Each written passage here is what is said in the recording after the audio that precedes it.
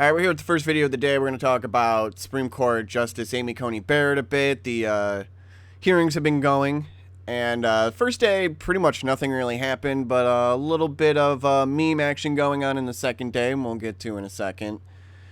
And then we'll talk about, Biden and some of the election and Nancy Pelosi and the stimulus bill.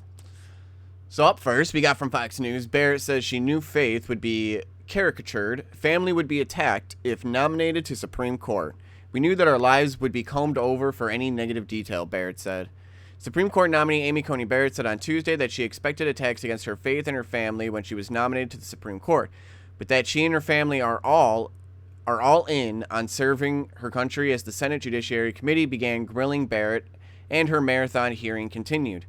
I've tried to be on a media blackout for the sake of my mental health, Barrett told the committee. You can't keep yourself walled off from everything, and I'm aware of a lot of the caricatures that are floating around. Wow, a lot of people could use that example and probably put it to heart as, just get away from the media. Get off your phone, get off your stuff, especially if it starts getting negative. Just get away from it. That's the important thing to take away. She added, we knew our lives would be combed over for any negative detail. We knew that our faith would be caricatured. We knew our family would be attacked. And so we had to decide whether those difficulties would be worth it, because what sane person would go through that if there wasn't a benefit on the other side? Barrett continued to say that the benefit is that I'm committed to the rule of law and that the role of the Supreme Court in dispensing equal justice for all, and I'm not the only person who can do this job. But I was asked, and it would be difficult for anyone. So why should I say someone else should do the difficulty if the difficulty is the only reason to say no? Hear, hear. The hearing Tuesday began with impassioned broadsides from Senate Judiciary Committee Chairman Lindsey Graham against the Affordable Care Act, while Ranking Member Dianne Feinstein attempted to drill down on Barrett's abortion stance as well as her opinions on gun rights and the ACA. Yeah, a lot of the, basically almost all Democrat questions were, oh, what about Obamacare? What about the Affordable Care Act? What about the Affordable Care Act? Blah, blah, blah, blah. It's like all they kept saying. Every single question. It's like, you guys got anything new? You guys want to give anything substantial? Or are you just going to talk about everything that was just being talked about in the news that most of it was even debunked? So, like the Handmaid's Tale stuff. See, all my colleagues on the other side had emotional pleas about Obamacare. Graham said, Obamacare has been a disaster for the state of South Carolina. All of you over there want to impose Obamacare on South Carolina. We don't want it. We want something better. And we know that Obamacare's premiums just go through the roof. I mean, they're like, 106% from when they started. Like, yeah, affordable? Not anymore. Not anymore. Now they're just wringing you out for all your money. Graham also cited hospital closings, premium increases, and a high proportion of federal money going to blue states under the ACA. I want a better deal, Graham said. The best way to get innovation is to allow people to try different things to get better outcomes. Meanwhile, Feinstein asked Barrett to be forthright about her views on abortion and Roe v. Wade and tried to drill down on Barrett's stances on a number of issues. I do want to be forthright and answer every question so far as I can, Barrett said, citing Justice Alina Kagan's confirmation hearing. She said that she was not going to grade precedent or give it a thumbs up or a thumbs down. It would actually be wrong and in violation of the canons for me to do that as a sitting judge, Barrett added. Feinstein shot back, on something that is really a major cause with major effect on half of the population of this country. It's distressing not to get a straight answer. Barrett responded that she understood the question, but could not pre-commit to a certain view on Roe v. Wade or its progeny, Planned Parenthood versus Casey. I get that. I mean, you want to know all the evidence, everything possible, right? Before you actually make any decisions. You can't just be like, oh yeah, I'm just going to commit to this or not. No. It's like, no, maybe I want to understand all the information surrounding it before I actually do commit to something, because, I don't know, that's logical and a reasonable decision. But most of these Democrats are just, no, we just need to push this stuff through. No, Obamacare is the best. Can't have that Affordable Care Act go because then we lose so much money. Oh, all that premium money that we would be losing. Oh, we can't buy another house. Oh, our $6 million mansions. Oh. Anyways, We'll get into, this is just Breitbart then, live updates from Amy Coney Barrett confirmation hearings. We'll continue, so you can go through. There's a few places that are going through, the live updates, so if you want to get the full scope of it, you can try to find that out. You can watch it, do that. So we'll talk then about, and then, CNN's opinion crap. Says there's no good case against confirming Amy Coney Barrett. Basically saying it's like, you really can't do anything. You can't really stop this one, guys. It's a lose-lose situation for Democrats on this if they oppose it so much. And then we'll get to the it was down here, I believe it said there. Judge Barrett is using no notes. So they had asked her they were like, we have all these notes and all these binders, like trying to sound important. They're like, so what are you using to say all this? Like, what's on your notepad? And she puts it up and there's just nothing there. And it's like, what does it say? Is there anything on there? It's like, it's just the headline, the header, and that's it. At this point, she's basically just using her smarts to go through it because I don't think she really needs the notes because she knows these hearings are pretty much just a sham at this point. So what notes does she really even need to take? Maybe if someone wants to do something incredibly inflammatory against her, she'll probably write that down. That's probably about it. But yeah, I don't think she really even needs like binders and binders and binders. Why are you guys needing binders worth of stuff when all you're saying is the same exact thing over and over and over again? If you keep saying the same question over again, then I mean, seriously, what's the point of 6 binders next to you filled with stuff that has no relevance just to look cool? That's probably the only reason. And she's showing you guys up being like, no, I got my brain. You might not, but I do. Let's see. Then, oops, we're skipping one. We're going to go to Biden here. Biden finally answers the question about core packing. He says he is not a fan. That's it. He just says, I'm not a fan. But will you actually pack the courts? Just because you're not a fan doesn't mean you actually won't just go along with it and do it. So, are you guys going to pack the courts? And now you have dodged the question, or half answered, I guess, if you want to, depending on how you want to put it. So I think we still deserve a full answer on whether or not Joe Biden is going to pack the courts. Just because you're saying, I'm not a fan, doesn't mean you still won't go along with it. It's not a yes or no answer. That's just a,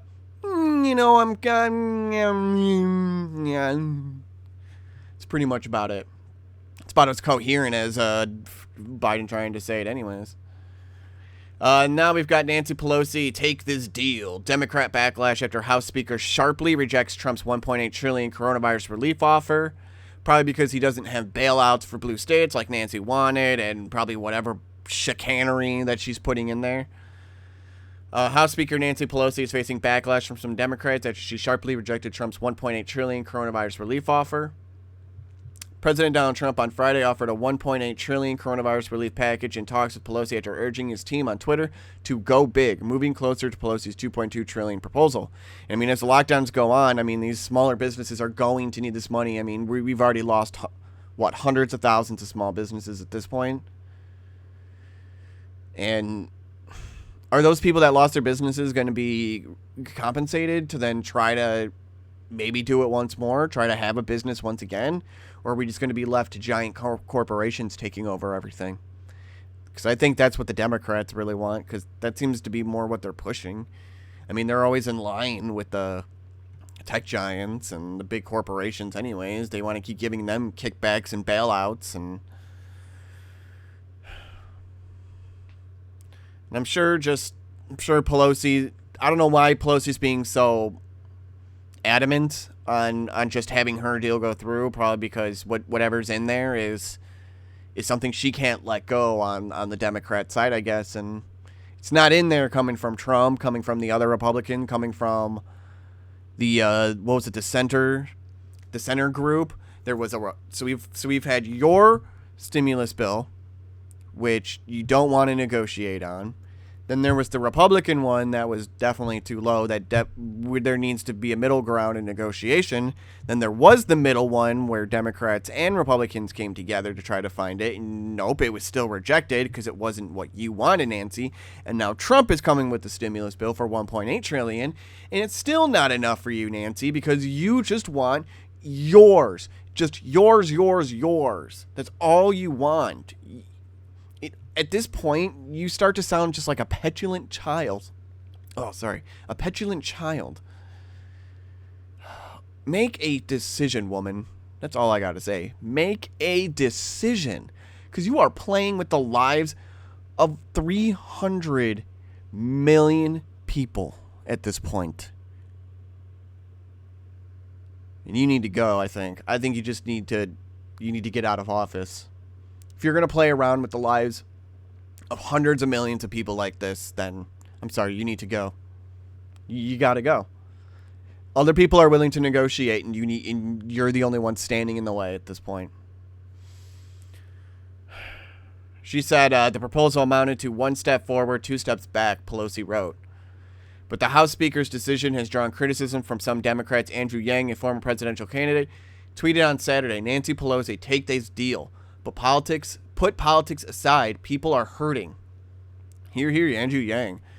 Dan Pfeiffer, the co-host of the left-leaning podcast Pod Save America, tweeted, while there are potential risks, Democrats should aggressively pursue a COVID relief deal with Trump. You guys need to negotiate, and she just won't negotiate. It's the right thing to do. But the politics can also work in our favor. California Democratic Rep Ro Khanna wrote on Twitter, people in need can't wait until February. And I'm sorry, Nancy, where are you from? Oh, that's right, California. Your own people, the people that you were elected by to take care of, are suffering under you in a very bad way. And you don't care. You're going to use their lives for your own political game.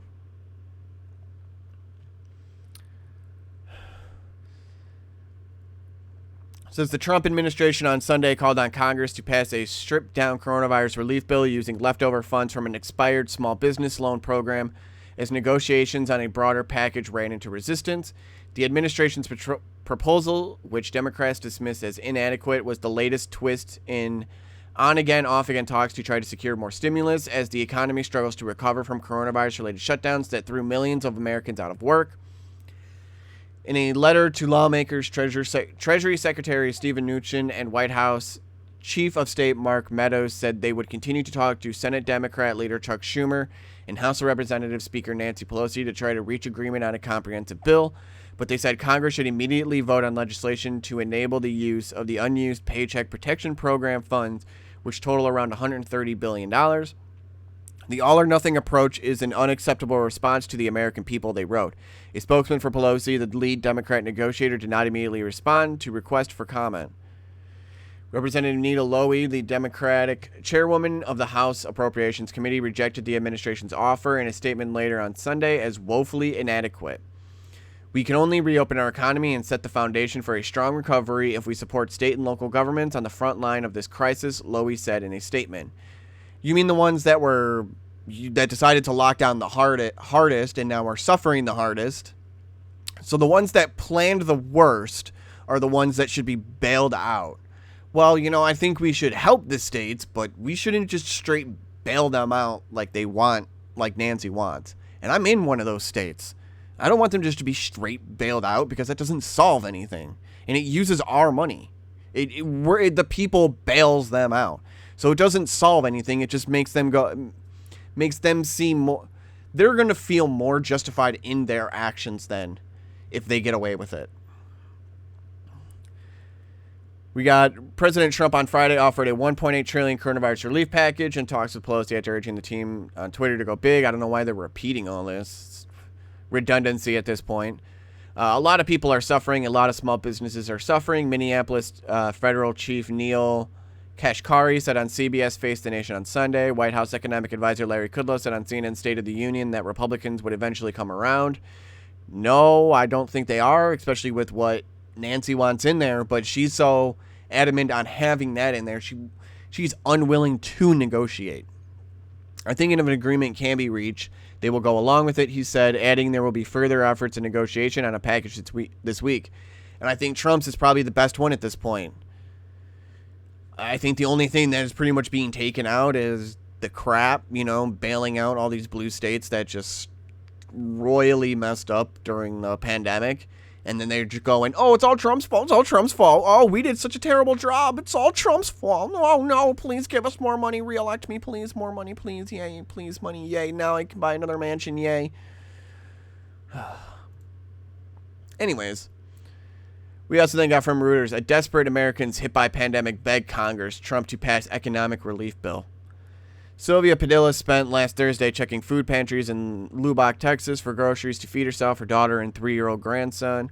Some places were closed. Others had nothing available outside the shuttered St. John's United Methodist Church. Padilla, 50, recounted her struggle to survive during the economic disaster that the novel coronavirus pandemic had stumped upon her, choking words out through tears of fear and frustration. This is like a nightmare I can't wake up from, Padilla said, resting her face in her hands. It really feels like a nightmare, but it's our reality. And you know what? If Nancy would stop playing with the lives of people, we'd get something done, but she's unwilling to. She's literally unwilling to at this point. She's just going to reject every single offer besides until we come around to hers and only hers, because it's all about the power and about playing around with people's lives. And then we've got Trump accuses Biden of having dementia. Joe's only going to get worse. Trump accuses Biden of having dementia after he forgets that Mormon Senator Mitt Romney's name and again says he's running for the Senate. Donald Trump claimed Tuesday that since Democratic nominee Joe Biden could not remember Mitt Romney's name Monday when referencing the Republican senator, he must have dementia. Mitt can't be thrilled about this. Joe also said yesterday he's running for the U.S. Senate again and totally forgot where he was. Wrong state. The president wrote in an early morning Twitter rampage pointing to other gaffes from the former vice president on the campaign trail. Trump added, Joe has never been a nice or kind guy, so it's easier to find this obvious and rapidly getting worse dementia unacceptable for USA. Yeah, and then that's exactly what the 25th Amendment is going to be used for if the Democrats win. If Biden is the winner in the election, they're going to use that to then put Kamala in the spot, and then probably like Nancy Pelosi or someone awful as well, or probably Hillary Clinton for that matter, as then VP, and then we all know how that's going to end later. The president linked to an article with video of Biden speaking to reporters on the tarmac Monday about the confirmation hearing for Judge Amy Coney Barrett. He said the mother of 7 should not have to face questions over her religion from senators who claim she won't be able to separate her morals as a devout Catholic from her position on the Supreme Court. No, I don't think there should be any questions about her faith, Biden said, adding a personal anecdote about the time he and President Barack Obama ran against Mitt Romney in the 2012 presidential election. I got in trouble when we were running against the senator who was a Mormon, the governor, Biden said of Romney's religion. Trump launched an early morning Twitter spree on Tuesday where he sent out more than 50 tweets and retweets in less than 2 hours. In one tweet, he brought up Biden's refusal to answer questions on whether he would pack the Supreme Court and demanded he release a list of who he would consider nominating as a justice should he become president and get that chance. Yeah, that's another thing, is that Biden won't release a list of who he would use as a justice. He's like, nope, we'll figure out if you elect me. You guys won't know any of my policies or where I stand until you elect me. It's like, what? I'm sorry. What? We got two. He must create a list like I did, Trump tweeted. Always considered most important presidential decision. Voters are entitled to know. Two Supreme Court Justices, Neil Gorsuch and Brett Kavanaugh, were nominated and confirmed under Trump. If Amy Coney Barrett is confirmed, she would be the unprecedented third nominee to make in through in Trump's first term. And Amy Coney Barrett was on the list when Trump first sent it out, like before he was even elected as president. And then he re-put it out again like a month ago when she was still on there. So his tweet storm included re-upping attacks on the would-be second debate moderator C-SPAN Steve Scully, who he claims is a Biden lover. And I'm pretty sure Scully is not really doing too well on Twitter. And then the other moderator, the third one, decided to just almost disqualify herself by deactivating her entire account. That just... You all gotta say, if you got nothing to hide, then why are you hiding it?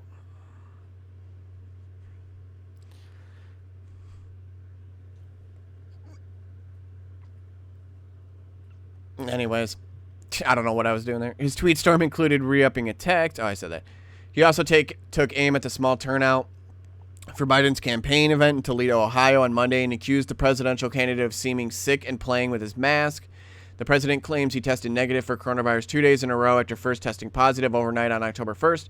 Trump spent 3 nights at Walter Reed Medical Center and after a few days back at the White House claimed he was cured of the virus and is now immune. Medical professionals are unsure so far if COVID-19 antibodies make a person immune from catching the disease again.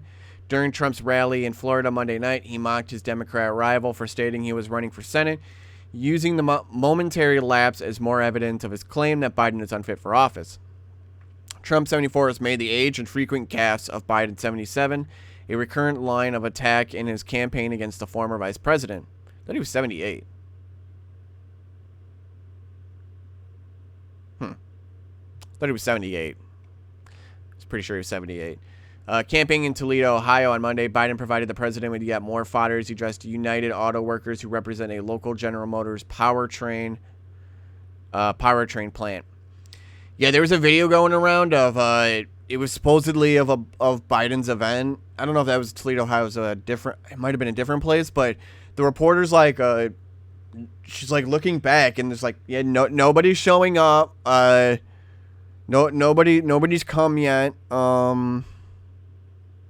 It's supposed to start in an hour, and there's nobody here yet.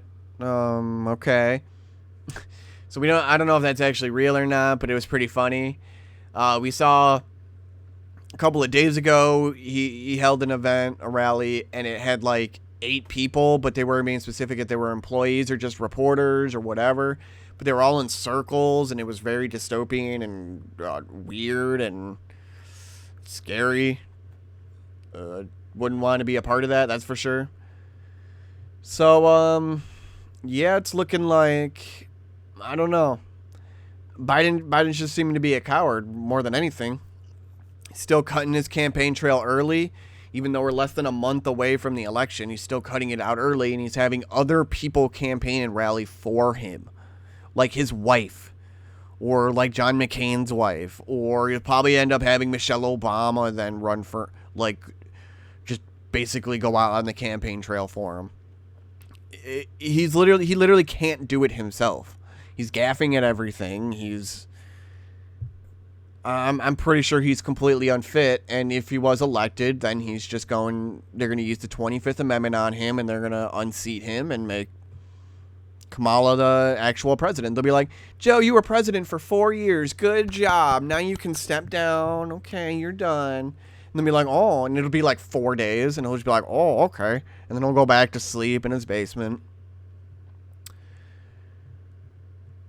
So, we got that going, I guess. I'll leave it there. We got one more video coming up in a bit, and I'll see you then.